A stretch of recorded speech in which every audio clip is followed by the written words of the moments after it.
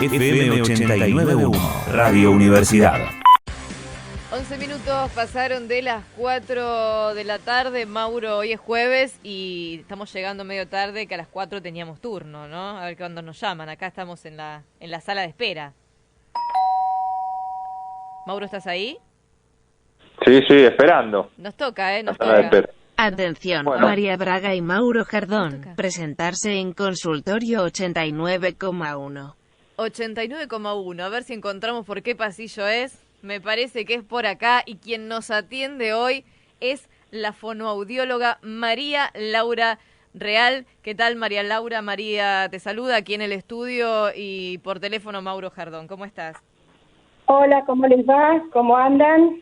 Bien, muy bien. Hola. En mi caso, embarbijada, porque estoy acá en el estudio, estamos usando barbijo, este elemento que llegó el año pasado para quedarse, que hay mucha gente que todavía no aprendió a utilizarlo, que comúnmente se le suele llamar tapabocas, pero es para tapar la boca y la nariz, y que muchas personas, ahora también lo hemos incorporado dentro del estudio, lo ha incorporado a la televisión en estos días también, pero hay mucha gente que ya lo está usando hace mucho tiempo, durante muchas horas, empleados y empleadas de comercio, docentes también que dan sus clases presenciales, a veces con barbijo más la mascarilla.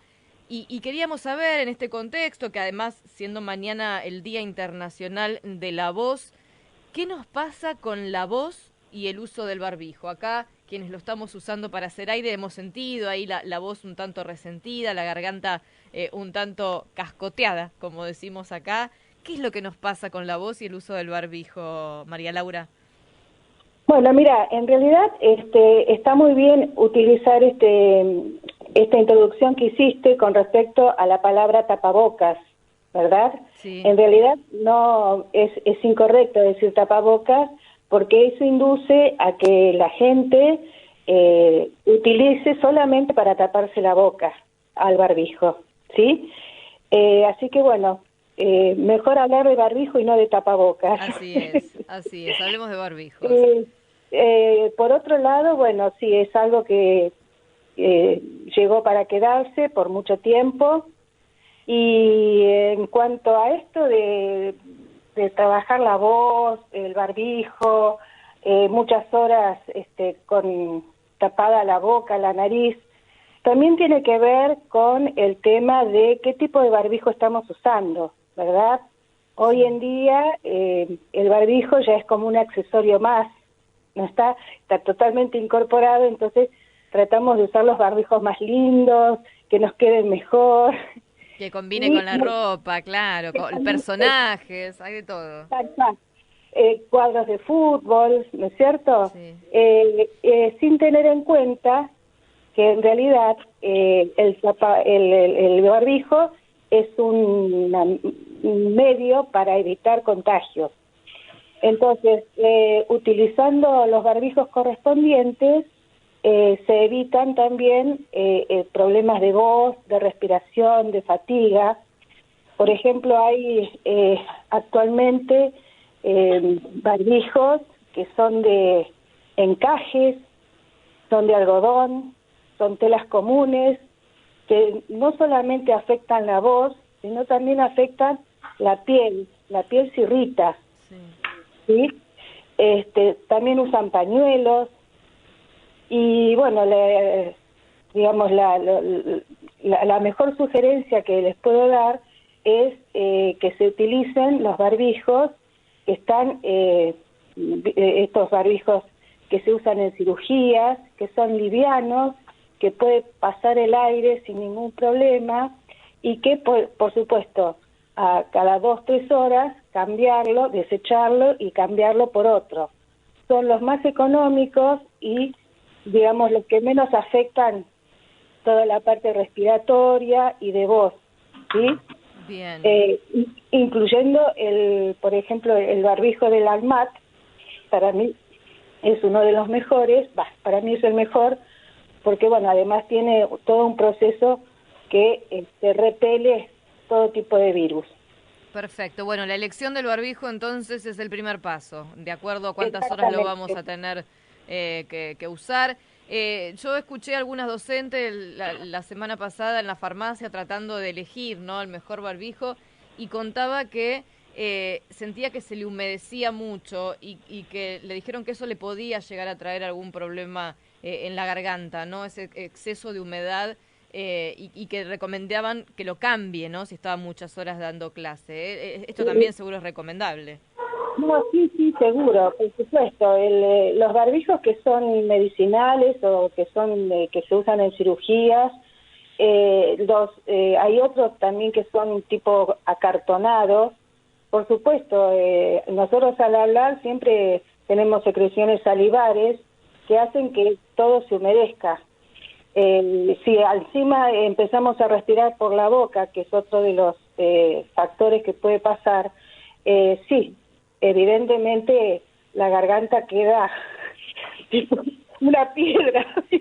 Esa sequedad de la garganta que sentimos, que me pasa a mí ahora en estos días que estoy usando más tiempo el barbijo aquí en el estudio y todo, tiene que ver un poco con esto también, ¿no? Con respirar por la boca. Por la boca, claro, claro, porque en general, ya te digo, depende del barbijo que estés usando. En general, si vos vas caminando con un barbijo de algodón, por ejemplo, llega un momento que vos necesitas un poco más de oxígeno. Entonces, ¿qué hace la gente? O se lo baja y respira por la nariz, o lo mantiene pero empieza a respirar por la boca, y eso produce sequedad en la garganta y fatiga. Claro, sí. Sí, porque uno no está respirando bien. Por eso es importantísimo el tipo de barbijo que nosotros usemos. Bien. Cuanto más sombreado esté, mejor. Y en el caso de que sean digamos, el uso por muchas horas, siempre es bueno tomar agua. Sí, el agua nos ayuda muchísimo a eliminar todas estas humedades extras que aparecen respirando por la boca. Con respecto también al tema de la voz, es algo psicológico, ¿no? Nos pasa a veces cuando hablamos por teléfono con alguien que está lejos, o cuando vamos al supermercado chino y hablamos con la cajera o con el cajero, que como no nos entiende, hablamos más fuerte. A mí me pasa, y veo que hay mucha gente que le pasa lo mismo, que cuando tenemos el barbijo puesto, hablamos más fuerte. Acá yo tengo el micrófono, Mati puede regular mi voz, y yo estoy a los gritos porque tengo la boca tapada. Esto es común. Sí, tal cual. Porque... Mira, es tal cual. Yo creo que nos pasa a todos esto de estar con el barbijo y tratar de... Primero nos escuchamos nosotros mucho más que antes, ¿viste? Porque es como que la voz está concentrada, el sonido está concentrado ahí en el barbijo. Sí, yo creo que es más psicológico que otra cosa, ¿no? Porque en realidad...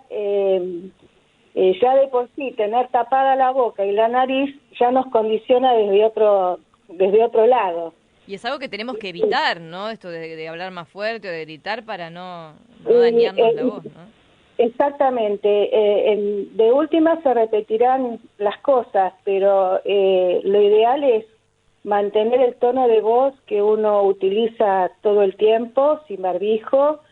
Y bueno, si no te escucharon, mira, te lo vuelvo a repetir, no me hagas hablar más alto. Uno puede elevar un poco el tono de voz, porque durante el día nosotros también, con barbijo o sin barbijo, elevamos el tono de voz. Pero eso no quiere decir que estemos 3 horas, 4 horas hablando a los gritos, ¿viste? Entonces, uno lo puede regular a eso. En la medida que empezamos a sentir carraspeo en la garganta, ahí nos están avisando, ¿viste? La voz te está diciendo, bueno, para un poquito, descansa un poquito, habla un poco más bajo, porque yo ya estoy en el límite, ¿viste? Y entonces ahí es como que, es decir, el organismo siempre da señales de que hay algo que no está funcionando. Entonces, hay que atender a eso, bueno, nos sacamos el barbijo, tomamos un poquito de agua, empezamos a hablar un poco más bajo, digamos, si no podés dejar de hablar, porque lo mejor que podemos hacer es dejar de hablar. María Laura. Sí, Mauro, ¿no? Sí, ¿cómo estás? Buenas tardes.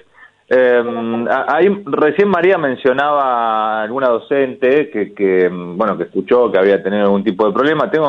O por lo menos han surgido algún tipo de informaciones que tienen que ver con esto, que no sé si vos tuviste alguna consulta relacionada a esta fatiga de la voz, o si es que hay algún tipo de patología que se esté dando por la utilización de barbijo, sobre todo en la gente que tiene que hablar o que elevar la voz, digo, en este caso como docentes. Mira, en el caso de los docentes, en general, los docentes siempre presentan trastornos en la voz. Claro, sí, por eso. ¿No es cierto? En el caso, yo en este tiempo no he recibido, sinceramente, consultas por el tema de la voz, por el uso de barbijo. Sí, hemos recibido muchas consultas por el tema de las disfonías que se producen en el aula con muchos chicos. Hoy en día las aulas están prácticamente vacías, así que el docente utiliza la voz desde otro lado, desde otra manera. Son grupos más cerrados, con menos personas. Y realmente no he recibido consultas con respecto a esto, que por la utilización del barbijo estén con problemas de voz. Como en que general, compensa, ¿no, María Laura? O sea, por un lado tienen la boca tapada, pero por el otro lado hay menos alumnado.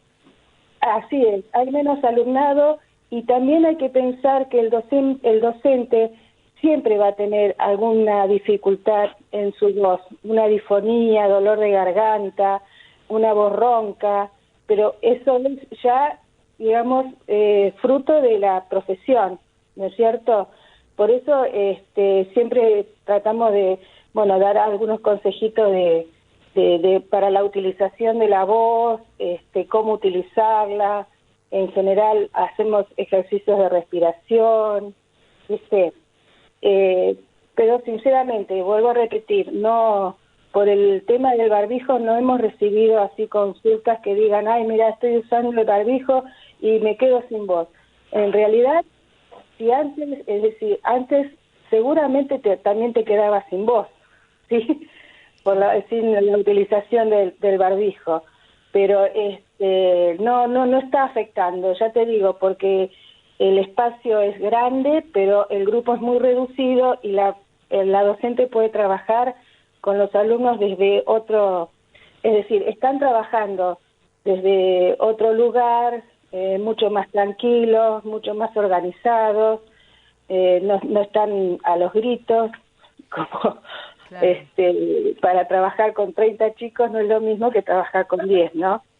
Entonces, y también nos gustaría, María Laura, que nos puedas contar un poquito resumido por qué es esta semana o este día, que creo que el día es mañana, ¿no?, del Día Mundial de la Voz o la Semana de la Voz. ¿Cuáles son tipos de concientizaciones que habría que implementar o en este marco, ¿no?, de este día, cuáles las recomendaciones desde su parte?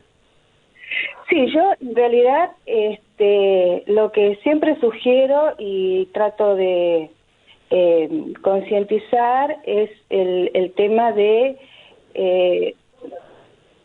buscar la manera de comunicarse con el otro desde otros lados, ¿no?